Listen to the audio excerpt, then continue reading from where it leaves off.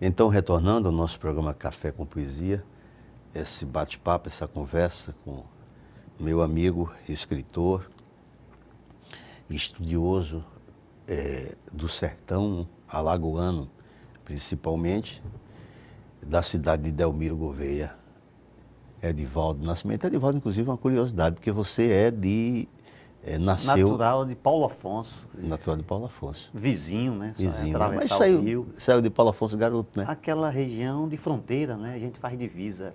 Alagoas faz divisa com Pernambuco, Bahia e Sergipe. Do lado pernambucano é o rio Mochotó, do lado baiano e sergipano, o rio São Francisco. Nós estamos ali nessa confluência desses 4 estados e numa região que tem características históricas, culturais extraordinárias. Ô Edivaldo, quanto tempo você passou para publicar, para elaborar este livro? Na verdade, Chico, desde 1997, quando nós realizamos a Semana Delmiro Gouveia, um dos mais importantes eventos culturais do sertão alagoano ou do sertão do São Francisco, um evento bastante rico, diversificado, nós tínhamos por objetivo contribuir para com o resgate, divulgação e valorização da história nordestina, tendo o Delmiro como essa referência.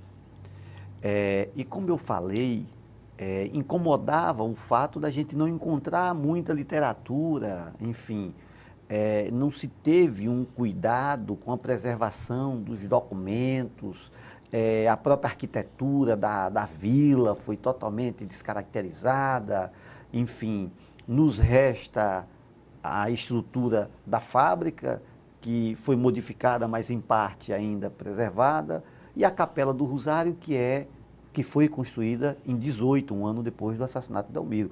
Mas a cidade não cuidou muito dessa preservação. E, curiosamente, onde é que nós vamos encontrar documentos e um acervo? Em Recife, por conta até das instituições que salvaguardam, né, a história pernambucana, como a Fundação Joaquim Nabuco, o Arquivo Público, enfim. Em Maceió, aqui no Arquivo Público, no Instituto Histórico e Geográfico, no Rio de Janeiro, foram os lugares em que nós fomos encontrar documentos, personagens, né, que descendentes dos personagens, os herdeiros do Delmiro, que moraram a vida toda no Rio de Janeiro. E isso foi me motivando, né, a procurar cada vez mais me inteirar sobre essa trajetória de um homem controverso, polêmico,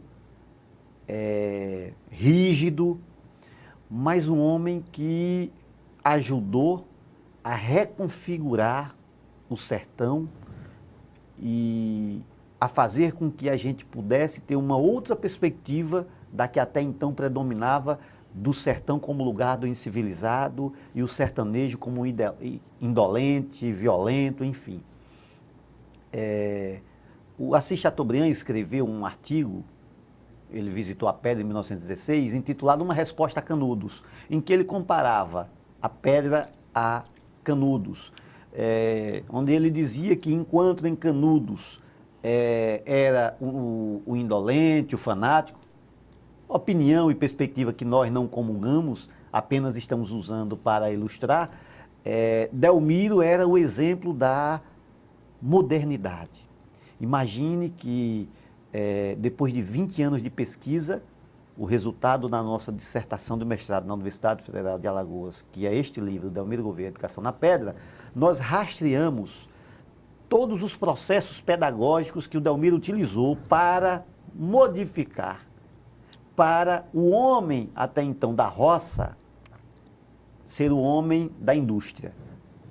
E aí você imagine que em 1916, todas as crianças, com farta documentação, nós levantamos, eram obrigadas a frequentarem as escolas. Interessante, né? Nós levantamos registro de que Delmiro fixava, no mês de janeiro, no escritório da fábrica, e divulgava entre os operários que o pai que não fosse matricular o filho, primeiro receberia uma advertência, segundo uma multa que ia para uma caixa de assistência dos operários e terceiro ele era demitido da fábrica. E aí Chateaubriand chega com Manuel de Oliveira Lima e numa visita à Pedra, Delmiro tem o orgulho de levar eles até as escolas, eram as casas-escolas. Eram 7 ruas da Vila Operária e em cada rua uma casa-escola, com professores contratados pelo Delmiro inicialmente e depois sobre os auspícios do Estado. E essas crianças cantavam o hino nacional, um grêmio literário, com atividades cívicas, todas as datas cívicas eram comemoradas na Pedra. 7 de setembro, 15 de novembro. E isso impressionou a todos os visitantes que iam ao núcleo fabril da Pedra, que voltavam para os grandes centros e difundiam a obra do Delmiro. Então, depois de ler o que tinha sido escrito sobre o Delmiro, e por ser do campo também da educação, eu entendia que faltava uma análise de como tinham sido esses processos educacionais.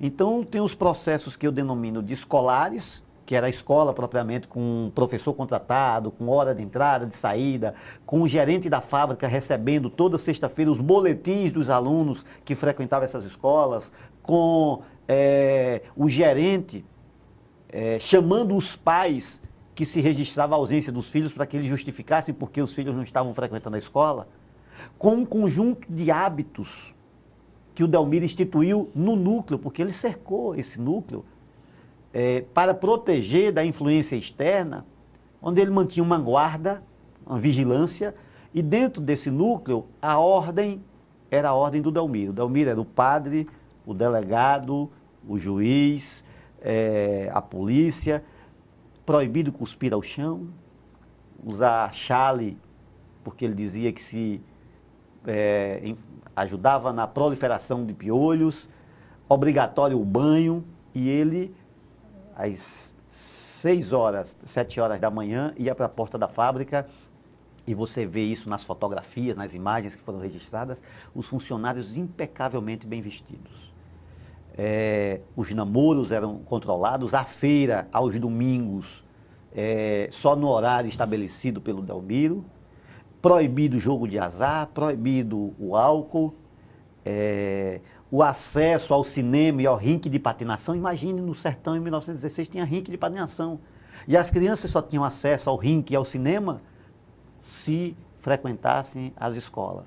Elas recebiam o ingresso para ter acesso ao cinema, às sessões do domingo e ao rinque de patinação.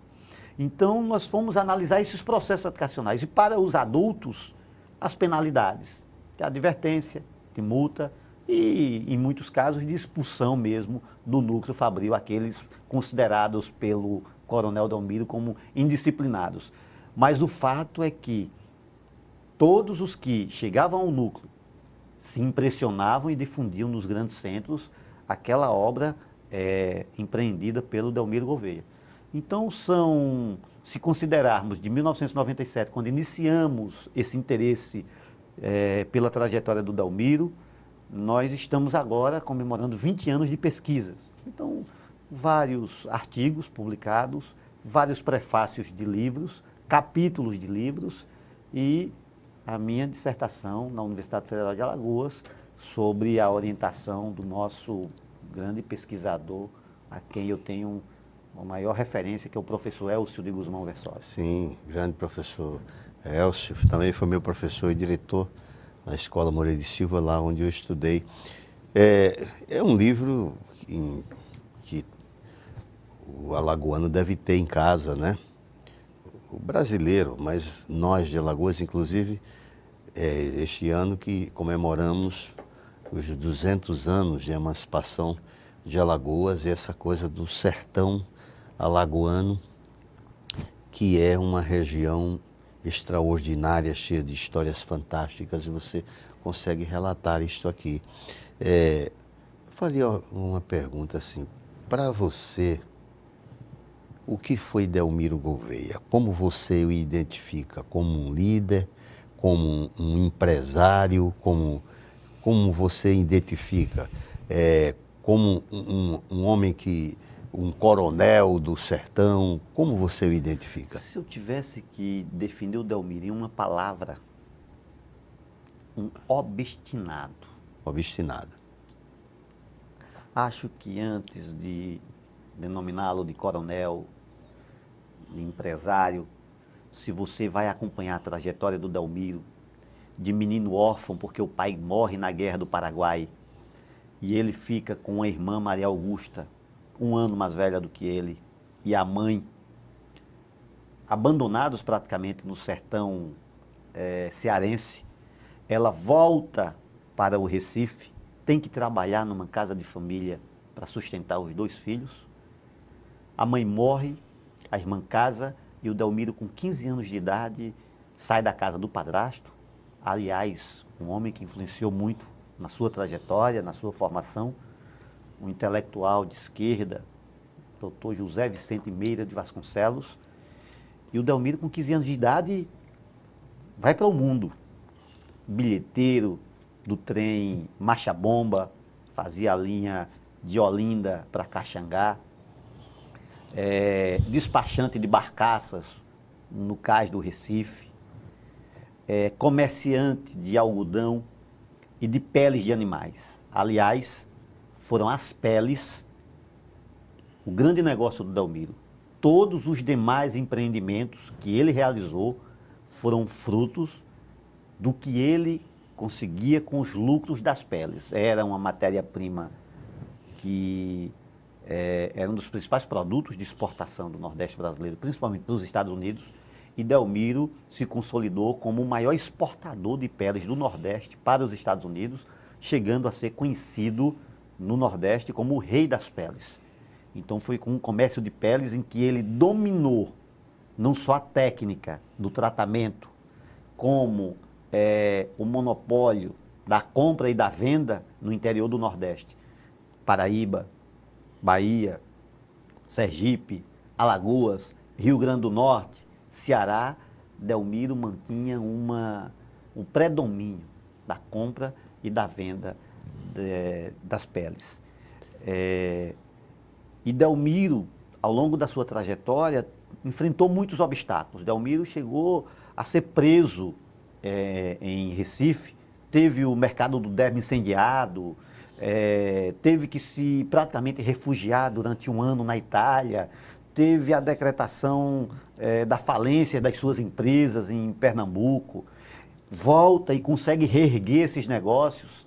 Num segundo momento, mais uma vez, é levado à falência diante da perseguição dos seus adversários em Recife.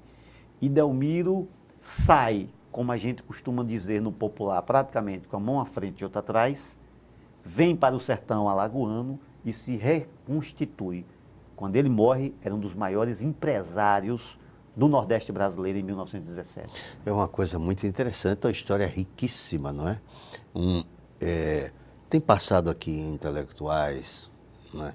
A gente tem conversado, historiadores no programa, nesses 1 ano e tal que a gente está aqui, e agradecimento sempre à TV Assembleia, toda a equipe, que isso é um programa coletivo, sem a equipe não teria sentido de existir o programa, e as pessoas que vêm aqui, como você, e deixam a sua contribuição.